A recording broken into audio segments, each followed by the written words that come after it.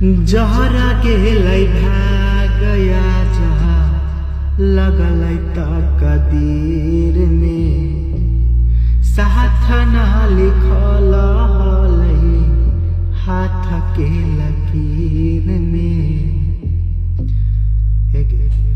जहरा गेलै भागया जहाँ लगलै तकदीर में साथ न लिखल हलै हाथ के लकीर में।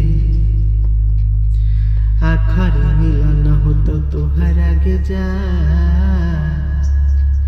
आखिर मिलन हो तो तोहरा के जा।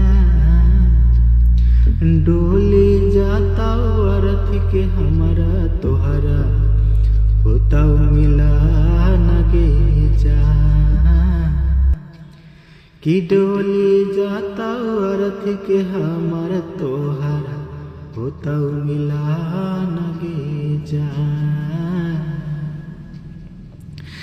जहरा गेलै भागया जहाँ लगलै तकदीर में साथ न लिखल हलै हाथ के लकीर में।